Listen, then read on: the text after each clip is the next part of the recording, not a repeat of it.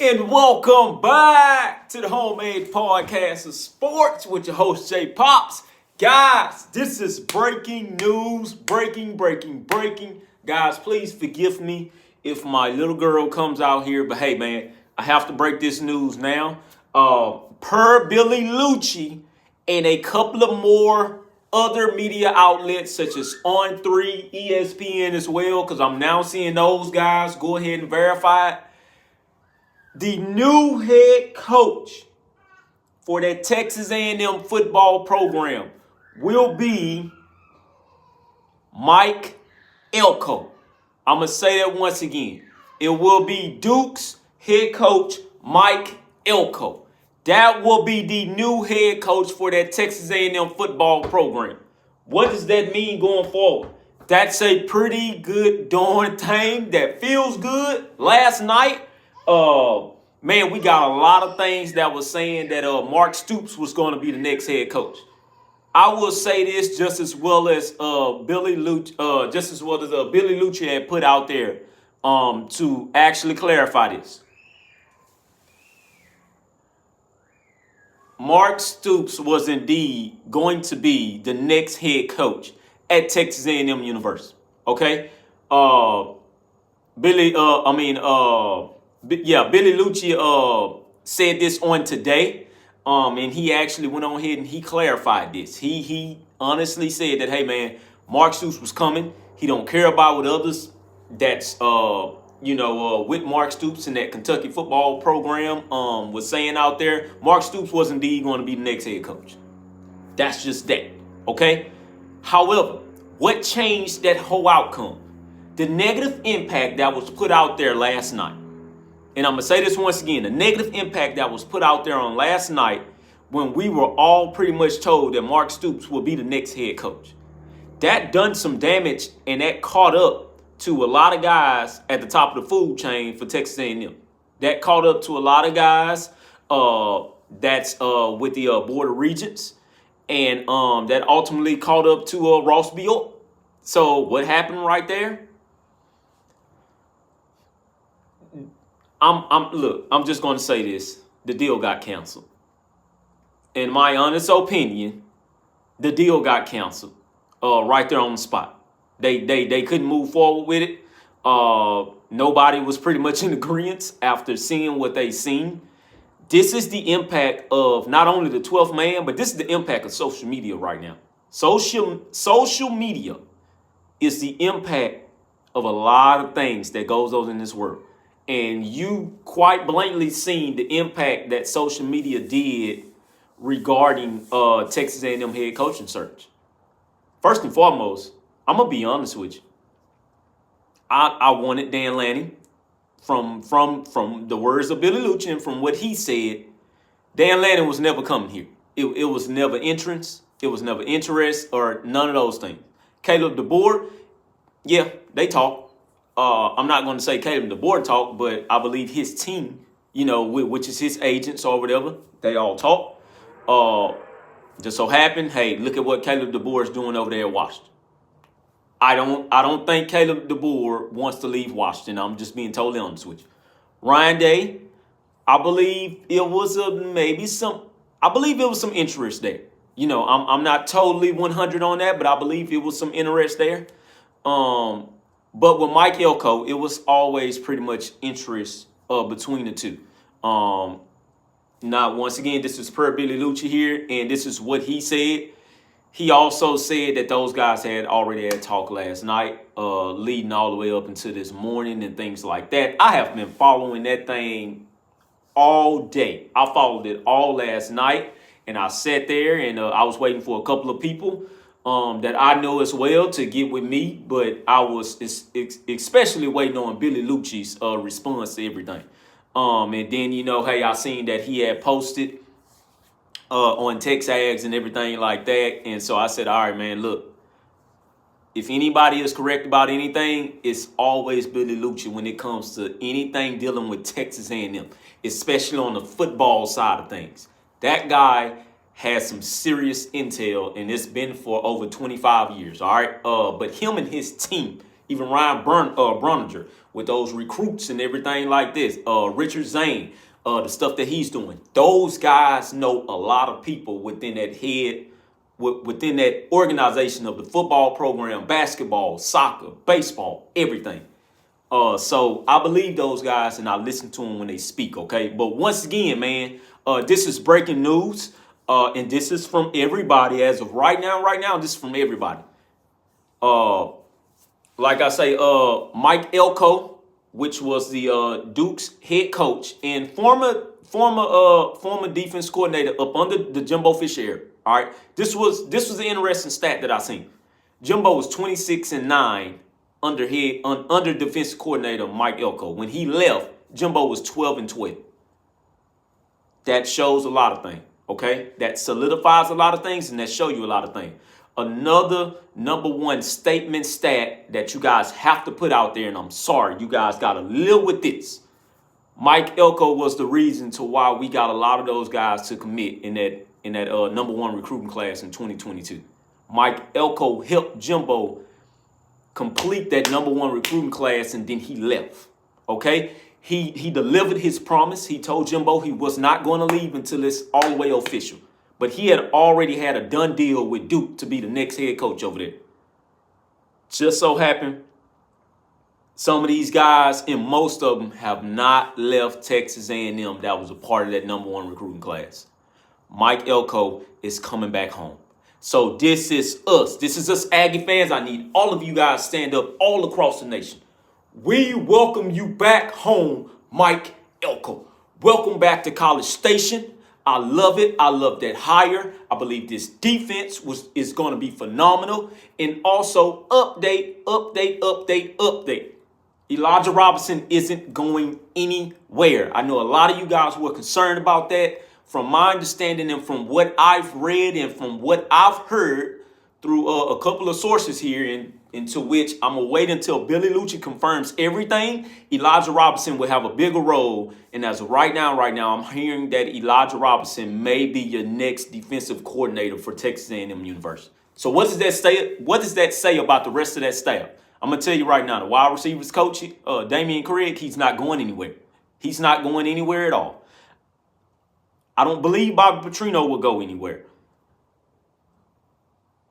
As of right now, either DJ Durkin stays, and if he stays, then I believe DJ Durkin will be your next linebackers coach. Okay? I honestly believe so. I believe DJ Durkin will be the next linebackers coach. He will stay on the staff. I believe your cornerbacks coach will stay on the staff. Most of these guys that's here staff-wise, they will stay on the staff. Recruiting, I believe you will see a new recruiter. Tim Brewster has resigned from Colorado. I believe Mike Elko can go and get Tim Brewster to come on back home. You guys don't know this, but Tim Brewster was absolutely on the staff with Jimbo Fisher, if I'm not mistaken here. He was on that staff with Jimbo Fisher when we were recruiting all those top 10 classes. Another guy who was on that staff when we were recruiting all those top 10 classes, Mike Elko. So you cannot come in here and say, well, can Mike recruit? Mike can recruit his ass off. He recruited the state of Texas for you. You want to know why Bryce came here? You want to know why cornerback Bobby Taylor came here? You want to know why Jacoby came here? He got all those guys. He went out and got them. That's just that. He went out and got you all of those cornerbacks that are, a lot of you guys would say, oh man, they ain't really all that good and blah, blah, blah, blah, blah. A lot of those corners were hurt this entire year. Okay? That's just what it is. I ain't making no excuses. That's just what it is. Our record is what it is. I did not say that. But Mike Elko is the reason to why a lot of those guys defensively, including that defensive line that's so stout, that's why they're here. He recruited those guys.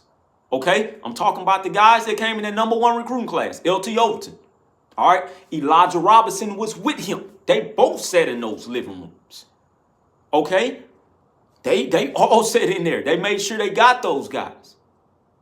And that's just that, man. Jalen Jones, which was the 5-star safety, when he had got recruited to come here, and which was one of the probably the only one out of the last 10 years that I know of that was a 5-star safety that came to Texas A&M. Mike Elko went and got him. Jimbo Fisher was a part of this as well, people.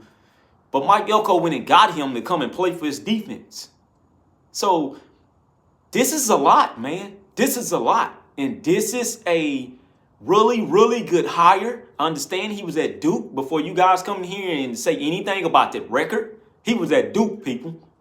He was at Duke. His quarterback got hurt as well. It is what it is.